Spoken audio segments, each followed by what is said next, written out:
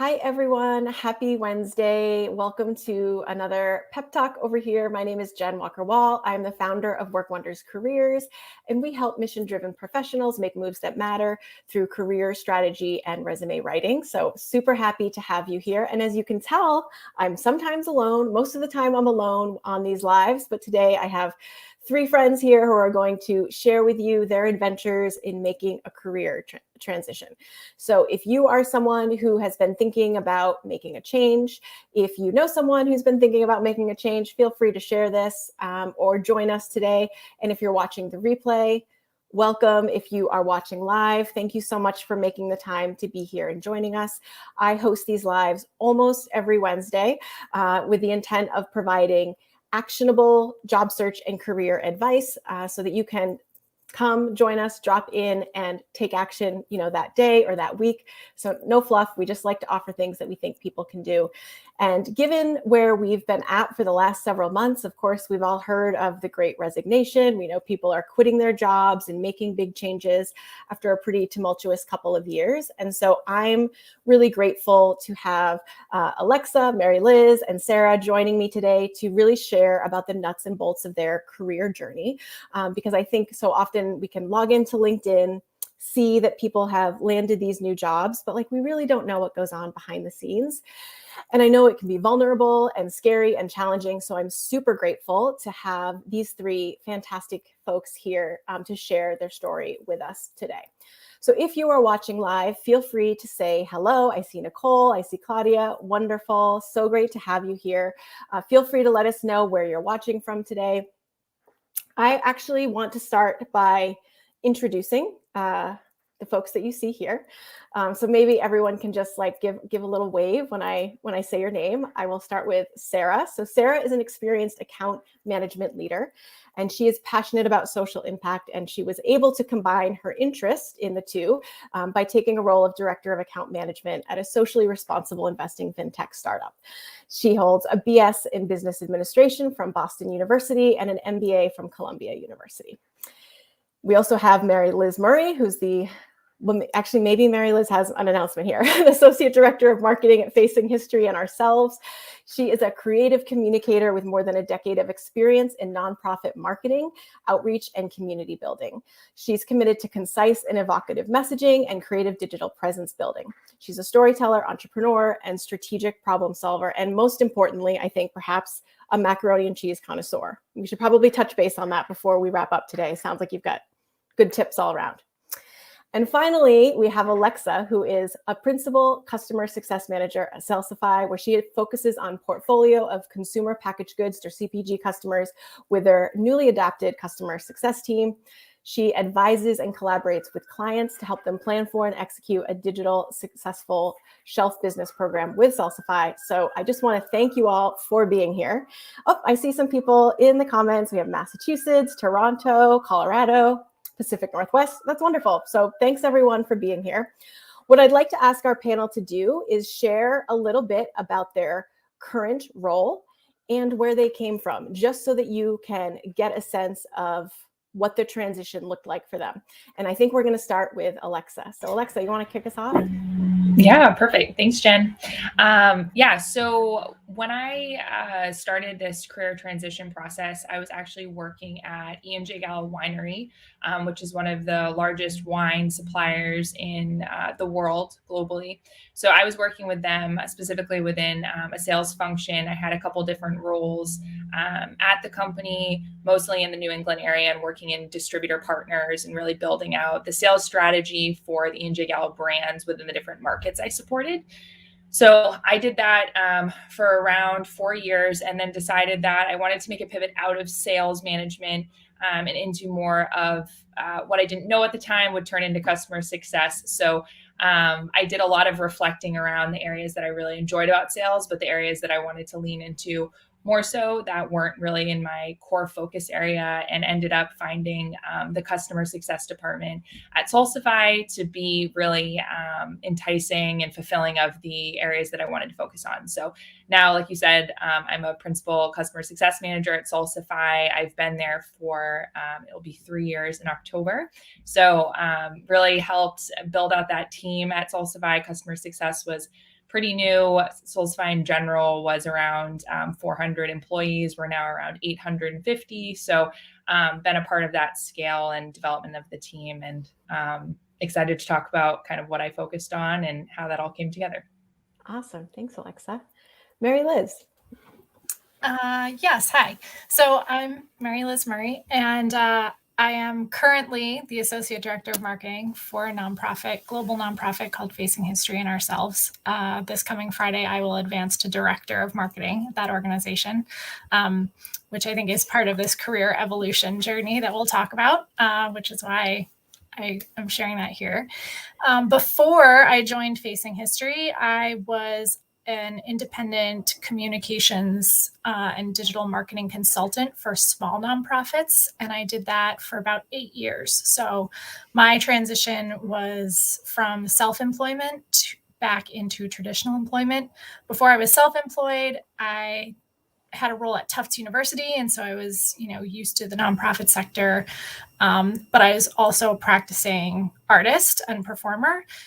So my career evolution has been long over the last decade and multi-phased, which I'm also happy to talk about. But I've been in my role with Facing History about a year, and it's been a great journey and a good fit so far. And I'm looking forward to talking about how I got from A to B to C to now. Thank you, Mary Liz. It's so funny because so many times when I talk to people who are thinking about a potential career transition and I look at their resume, like oftentimes they've already made a career transition. They've already done it. So you're a really good example of that. So I hope to hear more. Sarah, how about you? Sure. So after graduating from Boston University, I actually went into accounting at a financial services company. And after spending a good number of years there, I decided to go back to business school to make a change. And after graduating from business school, I started working in account management, which is very different from accounting. It's much more sales and customer oriented. And I worked mostly in tech startups, working with digital media clients like CNN, USA Today, those types of properties. And then last year, I had an epiphany during the pandemic, as most people do. Ended up working with Jenn to help me with my next career transition, which was back into financial services, but kind of marrying my experience with tech startups and then financial services, and ended up at a fintech company doing values-based or social impact investing. And that's where I am today. Awesome. So I already love sort of the variety that the three of you represent. But if you could maybe think about going back to the beginning, so maybe around the time, even probably before I had the chance to meet each of you, what were some of the concerns or challenges that you anticipated when you started to really consider what it would look like to pursue a career transition? Sarah, do you want to kick us off? Sure. So the most recent transition that I made, which was last year, my concern was obviously I hadn't been in financial services in a while, a number of years. And so I wasn't sure that that experience would come across clearly during my application process. So that was probably my primary concern. And then the second concern was that I wouldn't find an account management role within the industries or sectors that I was looking at, because a lot of financial services or fintech companies are much more B2C or direct to client oriented. And so therefore there isn't necessarily an account management role involved, because those are typically B2B or business to business types of roles. So those were kind of my two primary concerns going into my most recent transition. Yeah, so part of what I'm hearing there is like keeping the parts of your previous work that were working for you that you enjoyed, but finding a way to like have them embraced in a different kind of organization and really like a different sector. Awesome, yep. Thanks. Alexa or Mary Liz, do you recall any concerns or challenges you had at the time? I can go.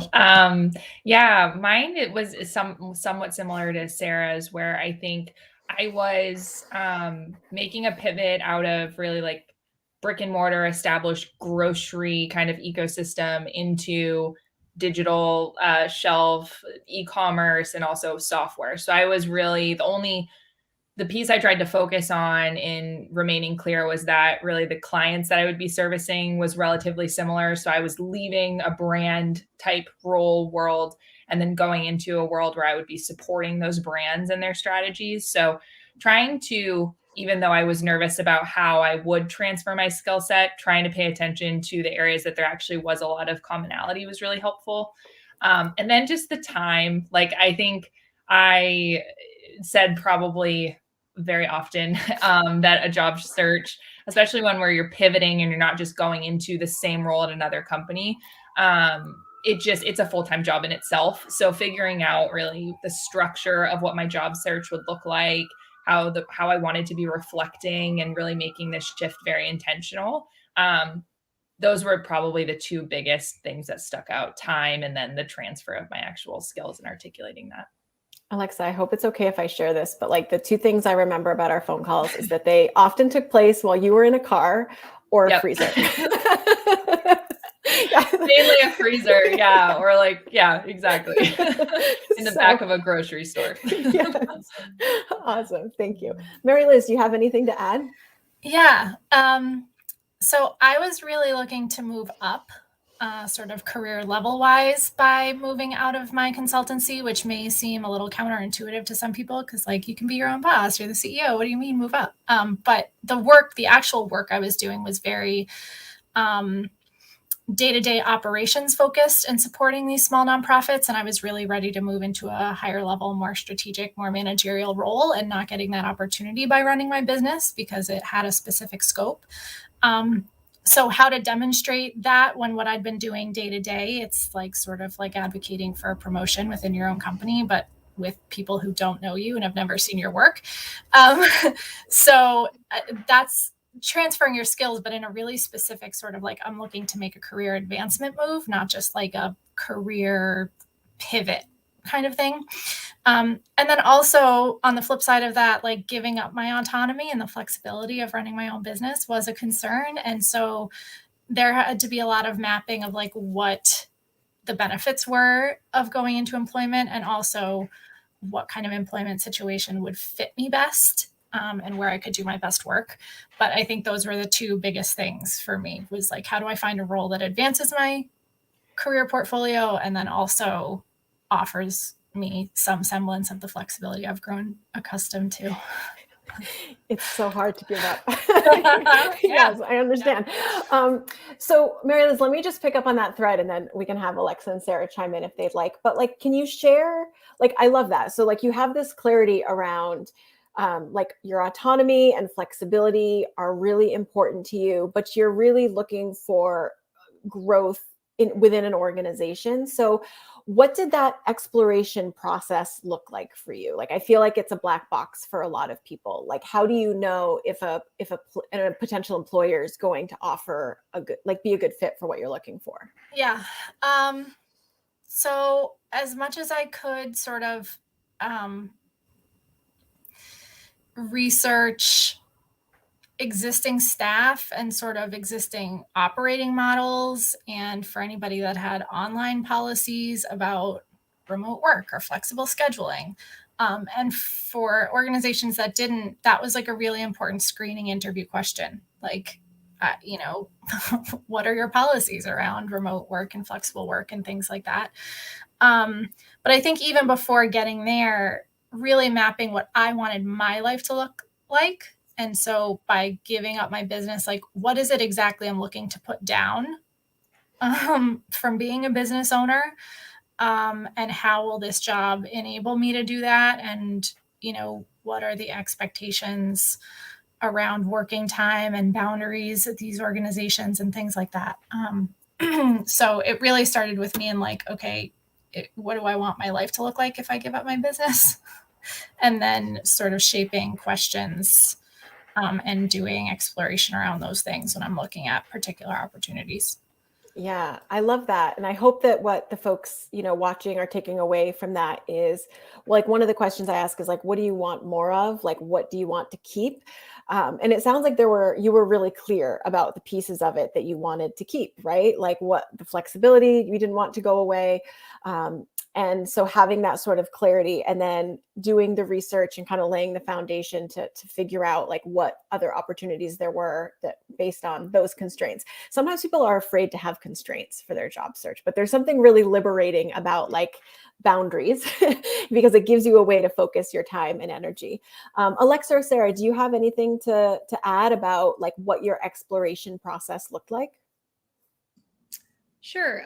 Yeah, so I agree. I think it's really important to set your boundaries, but also like, what are you looking for? Like, what is your North Star during the job search process? Because it's very easy to get led astray and to be distracted along the way. And so as long as you kind of like establish up front, like these are the core elements that I'm looking for in my next job, and you have something to return to should you, you know, need to like consult a list and be like, does this job's like listing actually fit the criteria that I was looking for originally when I set out on my job search? I think that that will be super helpful and really important to make sure that you're actually focused during the job search. Yes. If you ever need a spreadsheet to help you capture the pros and cons, like ask an MBA. They make the best spreadsheets. I remember Sarah's spreadsheets, very helpful and clarifying, perfectly color coded. Love it. Alexa, how about you? What did your exploration process look like? Yeah, I think it's a lot of what both Mary Liz and Sarah were saying around kind of weighing out what you want to take with you and what you want to change about your current position. I think just double clicking on that a little bit more, I also really tried to take an inward approach to like, what are the skill sets that I'm continuing to grow in my current role? What are the skill sets that I'm not really touching on, and what are the ones that I need the most improvement on, but my current role isn't giving me? And do I care to improve those, or do I want to keep focusing on, making my strengths stronger type thing? So I think also not just from a role perspective, having like the list, but also from a professional development perspective of really evaluating your skill set and where you want to grow. I think it builds on that initial list, but a lot of it was really just personal reflection around, yes, what do I want my life to look like, but also what professionally do I want to be growing, that I looked at too. And Alexa, would you share a little bit, because I remember you doing this like particularly well. I think probably because you were coming from a sales position, like picking up the phone was like not a problem for you. Not everyone loves to do that. Can you talk a little bit about some of the like informational interviews, or maybe that's too formal, but like conversations you had? Because I remember that being important to your process too. Yeah. So there was an element at first where I think I would call it like my discovery phase. And that discovery phase, I got a little bit psyched out by at the beginning because I was thinking it was too broad. And I was like, why one day am I talking to a lawyer, and then the next day I'm talking to someone that's in CS at a software company? Like, I feel like I'm all over the place. But I tried to really just put a time frame around that discovery window and then figure out how many informational interviews can I have with folks, and really listening to what they have to say. And so I had a lot of those different types of informational interviews after I made those lists that we were just talking about. And then basically what it ended up boiling down to was that I found out what customer success was. Like, I had no idea what that even was before these informational interviews. And then two, I also found out that it looks very different based on typically the software company that has that department. So I really was able to it was kind of like a funnel. It was very broad at the top. And then by the end, it was more pointed at what does the CS department actually look like in the companies that I want to be applying to. Yeah, funnel is a great way to describe that, right? Because if you're looking for a change, there's a lot that you don't know. And to some degree, you have to fill that out in order to make really good strategic decisions. So thank you for sharing that. I am curious about what kept you going during the moments that felt most challenging. Alexa, maybe I'll start with you, because I'm recalling some of those moments where it felt challenging. I think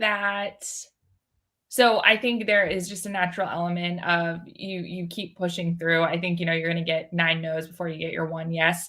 I think too that I learned a lot through rejection, and I'm not just saying that to be cheesy, but I think there were a lot of areas where I was trying to potentially see if I could pivot into those roles. And the feedback that I got from, whether it was the recruiter or the person interviewing me around why I wasn't a fit for those roles was really helpful. So for example, some of the roles I was interviewing in CS, they were too seasoned. Like they needed an actual person with customer success experience, and I didn't fit that bill. And so that's what led me to saying like, okay, should I go try the startup route where they might be a little bit more open to having transferable skill sets, looking more creatively at my background, figuring out how that could apply to the role, and also giving me more of a runway to kind of make that role and grow that role with my management. So, yeah, I would say I tried to take the good with the bad. Not to say that I was perfect at it. There was also a lot of stuff I had to work through, but Yeah, I mean, sometimes you just have to embrace that in this process, there's a lot of ups and downs, right? And there's a lot that you can't control. We have a question from Pamela here. Let me see if I can pull it up. I know it's hiding some faces in my view here. I like the idea of staying focused on my North Star. How do you stay true to that? If you have been applying to jobs for months and hearing nothing, how do you stay focused while battling the feelings of discouragement and rejection?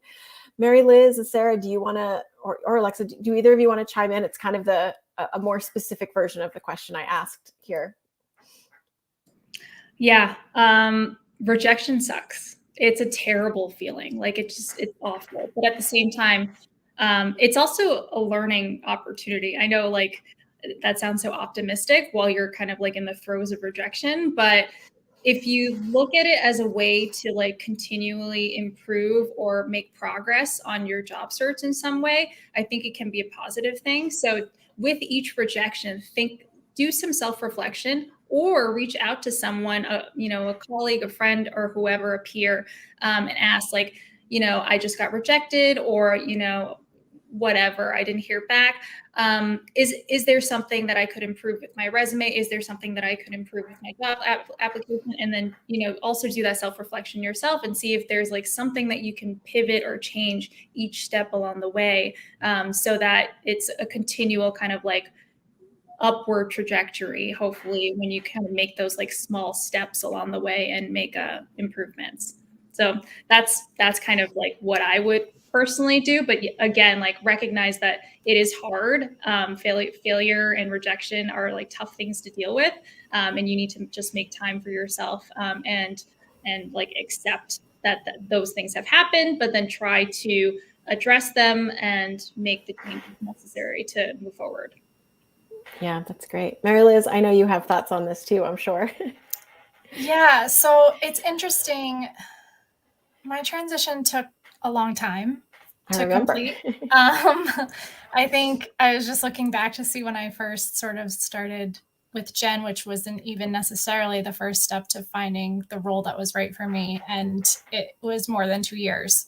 And I was in a unique position to some other folks in that I didn't need a new job. I wanted to change my career. And I was really, really, really picky about the jobs I would even put the time into applying for, which meant my rejection rate was fairly low. I interviewed for more jobs than I didn't hear back from.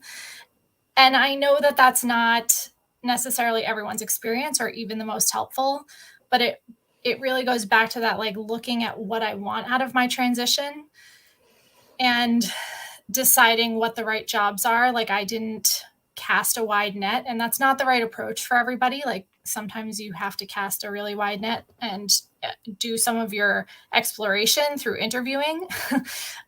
And that's a totally valid approach. And in that case, I think the rejection is, can get really discouraging. But depending on where you are in deciding on your transition, I think it's also, I went into each process saying, I know I'm a great fit for this job. And if the other people on the other end have criteria that make it so that I'm not the right person for them, that's not actually on me. That's on them. And that's fine. There are lots of reasons for that. But I sort of tried to turn it into like, I know I'd be great at this. If I'm not the person they want for it, that's their problem. Yeah, I love it. It's much easier to enter into the process with that approach when you are happy with your current job, like where there's some level of like safety, security, and satisfaction, right? And so there's like a real spectrum. And sometimes the pendulum swings pretty quickly from like a good day at work to like, wow, I need to get out of this job. So it's great to hear from the range. Just going back to the question, like if I may chime in here, like one thing that I think would be helpful, and I saw this to varying degrees in each of your searches as well, is, you know, if you've been searching for months and hearing nothing, like it's a really good opportunity, I think, when you're not getting traction with your resume, to look at the alignment between your resume and the jobs that you're applying for. Have you been customizing the summary of qualifications? Have you been sharing and highlighting relevant experience and curating your experience? Sometimes when people are focused on the breadth of roles, the same resume or a very similar resume goes out to everything. And so sometimes applying to fewer roles it's counterintuitive, but sometimes it can really be helpful. And so allowing yourself to like be unhappy and disappointed and have those feelings and know that that's valid. And I always say, like, the thing about rejection is it's unavoidable in the process. If you want a really great job that's a great fit, there's no avoiding the rejection. Like, I don't think I've worked with a client who hasn't been ghosted, heard nothing, or gotten rejected. And most of my clients have successful job searches, but it's almost like just a hoop you kind of have to jump through as part of the process. So maybe going off this question. Sorry, I have one other. I just will say, which sort of comes off of that too. There did come a point where I had to look again at what I wanted and make some compromises about what I would find, what I was willing to give up to take something that felt like a really good fit. So I think that too, when you're looking at, is my resume actually speaking to this job description or not? It's sort of also in the interview process, like, what kind of questions can I ask to figure out where I might compromise? If it's been a really long time, it took me a really long time. And there was a point where I was like, okay, I obviously have some expectations that I'm going to have to reevaluate. Well, and that's part of thinking, like, I love the way you encourage people to consider interviewing as exploratory, right? Because you start to get a sense, and I remember with you, like, you were starting to get a real sense of like what the expectation would be, what the compensation would be, and really sort of sometimes that helps. That's your market research. And you learn a lot in that process. And maybe you recalibrate your priorities as a result of what you're hearing and the opportunities you're getting or not. I'm happy. I see some questions coming in. So let me just bounce this question back to the panelists here. How do you remember how you conveyed your transferable skills and experience to potential employers and really leveraged the valuable, rigorous, substantive background that each of you had into something that could propel you in a new direction? Yeah, so what you were saying, Jen, earlier about the summary section, I think that's super crucial at the top of the resume, just to highlight the specific skills that you want to like cull out of your resume if it's not obviously clear. So I think having that at the top is really helpful. And then also, I hated doing this, but I did it anyways because Jen told me to, which is enhance my LinkedIn profile. I did not touch that thing for years, ever since I signed up, but it's actually really helpful from like a search perspective. And then just, so recruiters can find you. It just makes things a lot easier and clearer, especially also when you're interviewing, that, someone can just pull up your LinkedIn profile and then easily see your experience there. So resume, summary section, and your LinkedIn profile. Sarah, for what it's worth, I'm doing some search engine optimization on my website now, and it is the worst thing I've ever done in my life. So please know I'm getting my comeuppance for encouraging people to make their LinkedIn profiles more searchable. It is pretty painful. It's a long-term investment and not an immediate reward situation. So I feel you on that. Alexa, were you going to jump in? Yeah. So I totally agree with those two things. I would say that I also, I had a idea around, there were like 3 examples, or what I called, like, I hung my hat on these 3 areas that I could basically use in all of my interviews, but also like change them based on what I knew the requirements were for the job. So I had really like key examples for pieces of, my professional background that I viewed as really valuable, really no matter what the role was, around like leadership, community building, and then also client relationship management.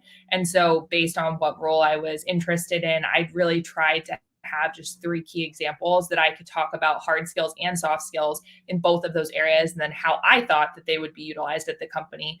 And also get a gut check on if I was correct or incorrect on how they would be used at the company. Because I think that was a really good, it made it less abstract around like, here's an example of what I've done. Like, is that beneficial here? How would it be different? Can you tell me more about it? And so it also was a good kind of discovery mechanism. Yeah, I love that. What I love about that story, and I still remember the hang your hat, like I think about how you use that phrase all the time because it's such a good phrase, right? Is it there are some things there that were like non-negotiables for you around your values, which I loved and respect so much about your search.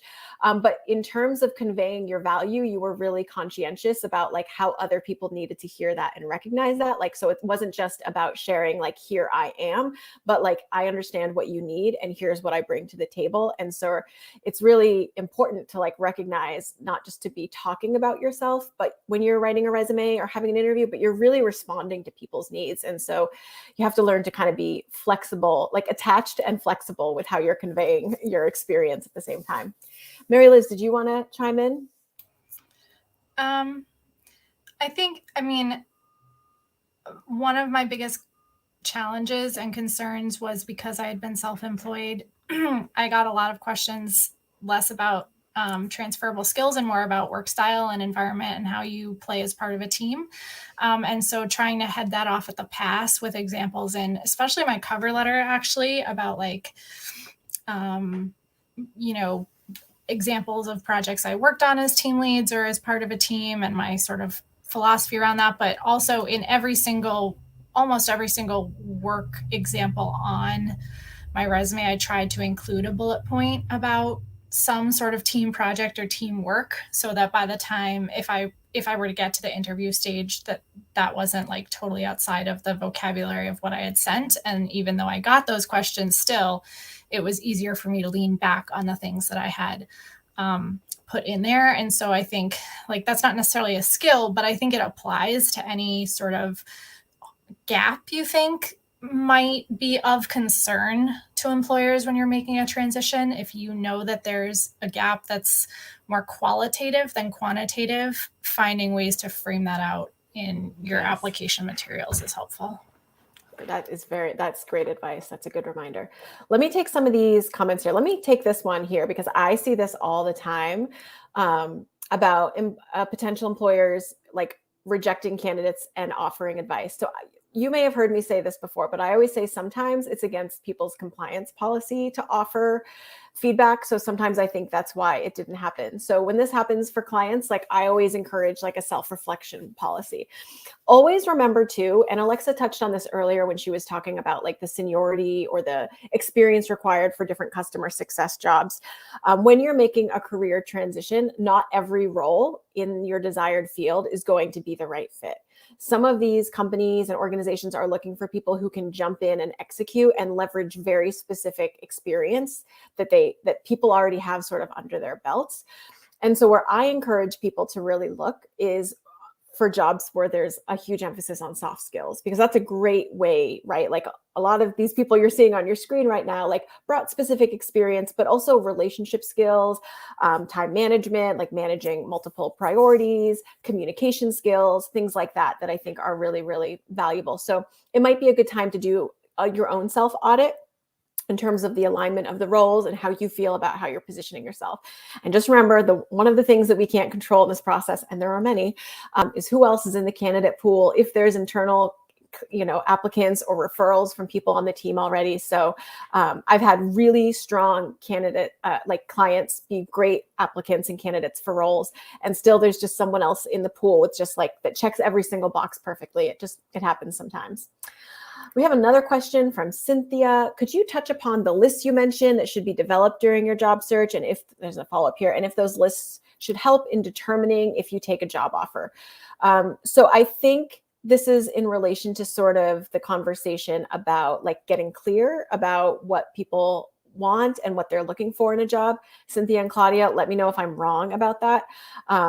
But do any of you sort of like recall like how you tracked or evaluated different opportunities in front of you? Like, I mean, I know Sarah had a spreadsheet. I don't know, Sarah, do you want to kick us off and talk about the spreadsheet decision maker? Yeah, I've sent this spreadsheet to like many people in the Career Collective, so like happy to share. So yeah, I mean, I took the spreadsheet from this book called 2-Hour Job Search. So it's like not an original idea of mine, but the way that it's set up is that they're kind of like different columns that you fill out for every company and job application that you're interested in. And so so you'll say like, okay, I want to work at the UN. This is the name of the role. And then you say, okay, how interested am I in this role? And then you kind of like rate it from 1 to 3, 3 being the highest. And then how relevant is this role to my experience or what I actually want in a future role? And also you kind of rate it from 1 to 3. And then you kind of go through like this list, you fill out the list, right? With like, let's say 10 to 20 jobs. And then you can easily just sort at the top based off of all of your 3s. If you don't have any 3s, you go down to 2s, right? And so that's kind of like how you would work your way down the list and prioritize the jobs that you really want and the ones that you should start applying to right away. So that's kind of the way that I thought about the job search. Alexa, Mary Liz, did you have different strategies? Yeah, I think that culture was a huge aspect to kind of what I was looking for in a role transition. So I had kind of a list of, in a dream state, what both like the exec team looked like, what folks would say that worked there, what their experience was. And so I kind of listed out what that was. And then I did a bunch of different ways of kind of to the best of my ability, figuring out how much the company aligned to that. So that would lead to things like in the interview process, I was paying attention to specifically like how many women interviewed me. I was asking like who was on their board, what did that look like, all the way down to like reviewing Glassdoor reviews and trying to pick apart what was really important for that list that I made. And then I did the same thing basically for the role. So I took kind of thematically how you could break apart the current role I was in. So anywhere from like the sales skills to the client relationship skills to the account management skills. And then I basically tried to figure out like which of those I wanted to continue doing and which ones I didn't. And then try to match those to the job roles on the online postings. So I had basically like 2 separate lists, one about the company and then one about the role specifically. And I tried to figure out in my conversations and also online research how the roles I was interested in companies mapped to those lists. Love that. Mary Liz, how about you? My first list was things I need to be able to do that are not work in a given day, in a given week. And then I made a list of things that I absolutely wouldn't pick up in a job, like things I either didn't do and had no interest in doing, or things I was doing and was not interested in taking forward with me. And so I was able to screen things out by that criteria. And then I did some work in what do I want the job to be after I take this job? And what do I want my job to be 10 years from now? And will the job I'm applying for help me get from one to the other? And allow me to do all of the things on my, I have to be able to do this to be a happy person list. And I really am not going to take that on list. And I evaluated jobs by that. And then I also declined roles based on learning about items in the job, the culture of the workplace, the whatever, through the interview process. So I think the second part of that question was like, do you use those to like say no to a job offer? Like, yes, I absolutely did that. Yes. Yeah. I mean, I always say like the exploration goes all the way until you start your job, really. And then it's just a lot more exploration, really. You just keep learning. But being able to negotiate or ask or, in those final conversations, like still do your due diligence. Sometimes it can just feel so good to like have an offer and to like think that there's finally an end to this process with it felt for so long that there was like no end in sight, that we don't have those final conversations. So thank you for writing that. I mean, a couple of things. So hopefully Cynthia and Claudia, like what I'm taking away from these answers is like, there's more than one way to do this, and to really think like what kind of system works best for you. Do you like the clarity of a spreadsheet? Some people I see like journal or take notes or have sort of like a chart or, a graph where they kind of track things that they want to get rid of, things they want to keep, things that are nice to have, things that are deal breakers. But really to have that written down in some kind of structure that's going to work for you. And yes, using that to evaluate all the way through. And I hope no one hears this and thinks like people, we're encouraging people to set unrealistic expectations. Like everyone here has a job. Like we get it. It comes with challenges, right? Like everyone knows that.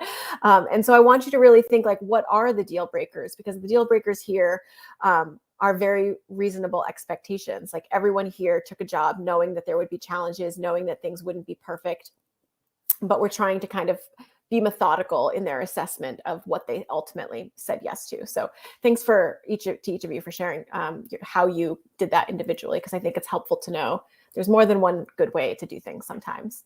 So let me just say like a last call for questions from the audience. I've got a couple more questions here. And actually maybe Mary Liz, like picking up on this, because I remember, like, I think if you don't mind me saying, so like the negotiation phase was like important to you. So I'm curious, I'll start with Mary Liz, but I'll have, everyone chime in if it feels relevant. What strategic decisions or like pivots, or requests did you make in your process that felt impactful to your end result? Yeah, that's a good question.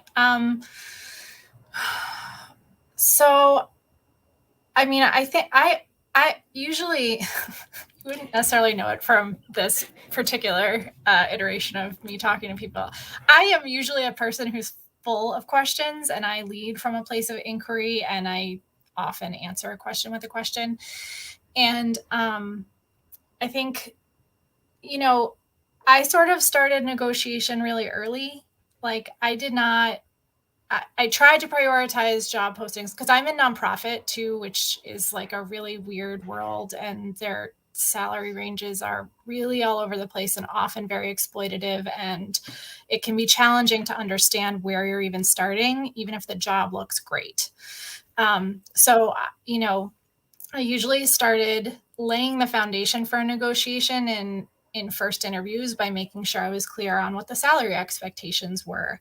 And I had a very clear idea of what was acceptable to me and what was worthwhile for me to make the change that I was making. And if it was really outside the scope, the next question was sort of like, is there any room for negotiation in that? Or is that like, what's in your budget, your board approved budget? And there's absolutely going to be no negotiation, because if that's the case, like I've enjoyed spending time with you. And, it was a mixed bag right from the jump. And I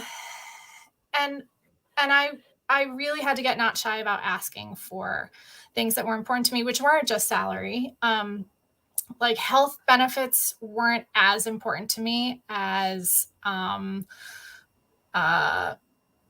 flexible working schedule, for instance, because I was used to buying my own health insurance. And did I want to keep doing that? Not necessarily, but it wasn't a deal breaker. Whereas being able to work from home a certain number of days a week pre-pandemic, which was when this job search started, was very important to me because I do my best work in space that I control.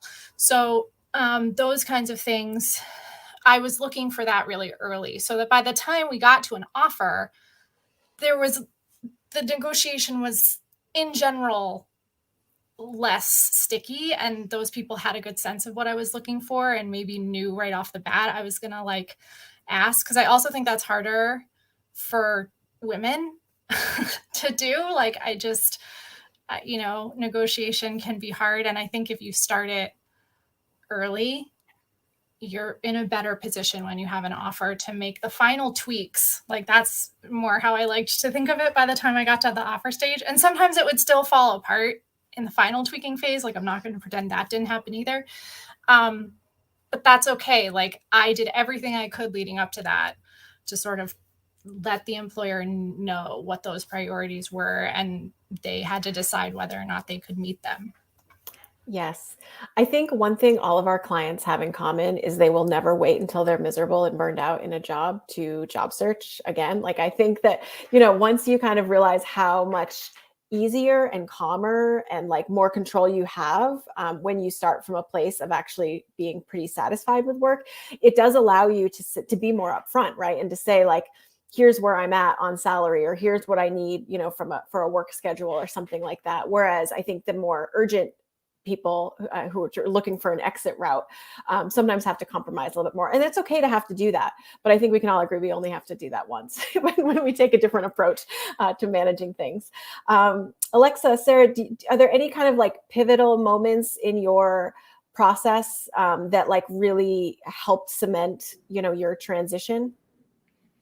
Yeah. So my pivotal moment was whether or not I should take a demotion or a pay cut. Well, it was both, really. And so that I think I talked to Mary Liz about this. I definitely talked to Jenn about this. I probably talked to like 7 different people about this. It was too much. At the end of the day, I think everyone's opinions were super helpful, but they were so divergent that it was creating a lot of noise for me. And ultimately what I had to do was just go with my gut. Like, did I actually like this job? Did I like the people? Did I like the company? Did I see like an upward trajectory in the future for me to get back to where I was before? And after assessing all of these questions, I ended up taking the job. And luckily the company was acquired recently.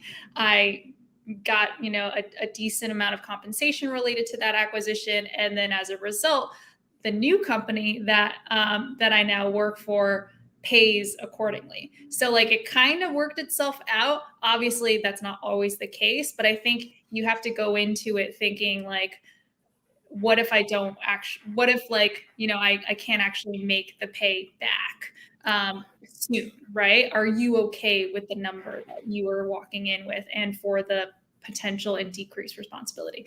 But what is the trade-off, right? The trade-off is great people, a great mission, et cetera, et cetera. So you ultimately have to make that decision for yourself. Yes. Judging by the amount of like recent promotions and pay raises in this room, like it seems like you all made a gamble that really paid off, which is great. Alexa, did you want to chime in on that at all? Yeah, I'll just say, I think what we're all kind of, to summarize, like, I think there's big questions that you can kind of lay out for yourself. And then based on your answer, it really leads you down one path or another. So like one of mine was, I'm making a move that's taking a lot of energy out of me in this career transition. I'm doing a lot of reflection, really like important work, but it's pretty exhausting. And so wherever I land, I want to be there for at least 5 years. Like that was my criteria. So where I'm going, can I see myself there for 5 years? And then the questions that both Sarah and Mary Liz talked about, those are all kind of wrapped into that question for me. So I think just figuring out what your big kind of headliner questions are, and then being able to have that lead to more discovery after. Awesome. I love that. Well, thank you.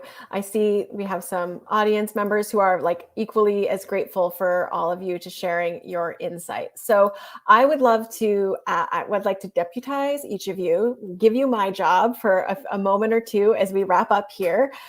So for everyone watching, this is being recorded as we speak, so you'll be able to watch the replay.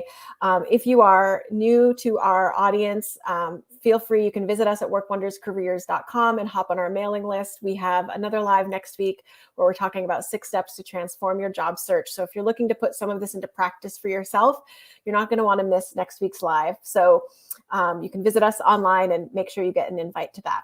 But as we wrap up, I would love to ask each of you to share what would be your advice to people who are tuning in and sort of on the precipice or in the process of their own career transition? And I think I'll go in reverse alphabetical order for the last question. So we'll do Sarah, Mary Liz, and Alexa. So I mentioned this before, but stay true to your North Star. So be true to yourself.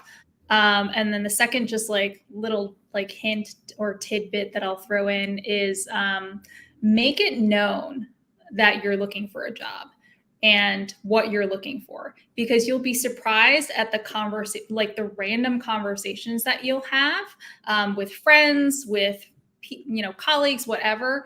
And if you bring up that I'm looking for the XYZ job in ABC field, you'll be surprised at how many people will be like, oh, I know someone who works there, or I know someone you could talk to. Let me connect you. And so like just making it known, like announcing to everyone that you can, that this is a thing that you're looking for, can be really helpful. And it's been helpful for me. I love that. That's great advice. Mary Liz. So I also have two things. One is like, if you're really at the beginning of thinking about like, I'm not happy in what I'm doing and I want to make a change, and I think I know what that is, but I'm feeling it out. I will say that even before I met Jenn, I knew that I was ready to make a change. And I really, really looked hard at my professional profile, my educational profile, and where I wanted to end up. And I really had to start with some skills building. I went and got a professional certificate. I knew a master's degree wasn't the right path for me. That wasn't necessary or money I wanted to spend, but I needed another like bona fide, and it might be a professional certificate. It might be just a collection of classes that really sort of helped me. First of all, it helped me confirm that, yes, I really did want to make this transition. And the other thing it did was added something substantive to my resume that was new, that showed that I was working on my career, even though I was in this very comfortable position of owning a business for 8 years. So I started there. And then I met Jenn. And I have to say, having someone who is not part of your personal support circle, whose like whole job it is to help you around this and to like sound off with, is really, really helpful, or it was really helpful for me. Because I had lots of people who were very supportive of me in this search, but who did not have the right tools to actually give me sound advice. And I didn't want to ask for 8 million opinions, just because like, Sarah, I feel like that just sort of adds noise for me.